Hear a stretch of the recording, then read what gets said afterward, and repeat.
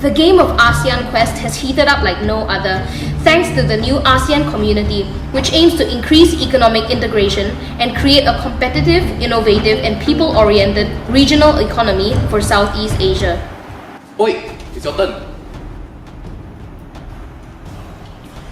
Hey, what's that? It says, increased access to foreign markets from new FTA.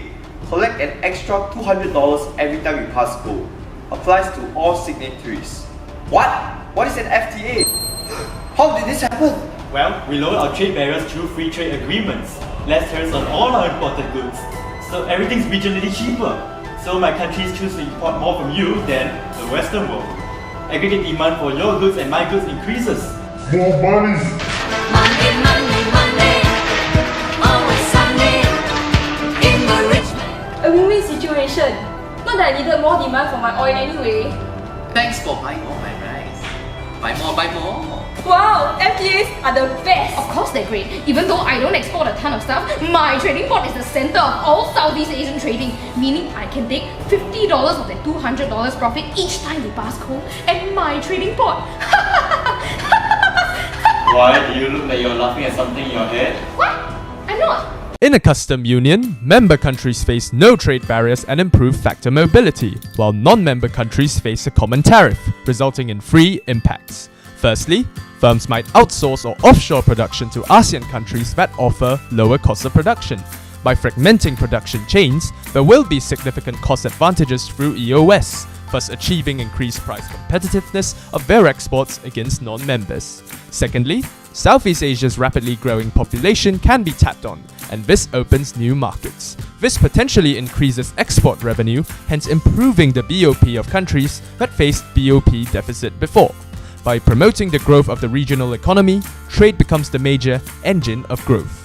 Thirdly, the diversification of goods in the country will be limited as governments may invest in a few comparatively advantaged industries. As the countries are unable to shift their production to other industries easily, individual ASEAN members would be vulnerable to external volatility and face greater uncertainty.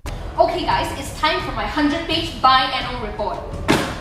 According to my report, foreign capital inflow has resulted in the increase of general TLDR.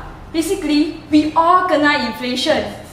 Foreign capital inflow too much, people too rich. Then they keep buying domestic goods, but then firms cannot suddenly produce so much. Prices will keep increasing. Last time when your Akong was a boy, 10 cents can buy chicken rice. Now cannot. What? People rich also have inflation problem? Oh my god, you even take econ! I keep drawing out cards from the stack that show the people are unhappy with the wages. My SOL keeps falling. SOL? Shut up!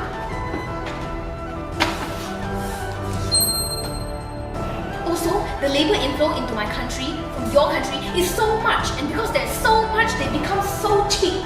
Also, my country's people are complaining that there are too many of your country's people.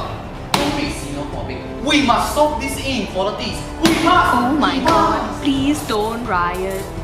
Must pay money one. With a common ASEAN market comes greater factor integration. A greater freedom of movement for capital, goods and people amongst the member states results in these impacts.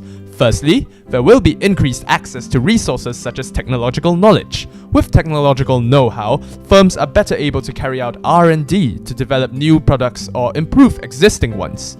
This diversifies and increases the quantity of goods available to consumers, hence increasing SOL. Next, there will be an increased inflow of FDI from external countries. This refers to a short-term inflow of hot money, and in the long term, investments in capital. This allows for both an increased actual and potential growth of ASEAN's economy. Furthermore, assuming that most of the investments are made in capital-intensive industries, workers in these industries are more likely to benefit. As the income gap between workers from different industries widen, greater social inequality occurs. Should ASEAN tackle problems that might arise from a unified common market as a united front, ASEAN's economic prosperity is 99.999999999% confirmed, because this is economics, bruh.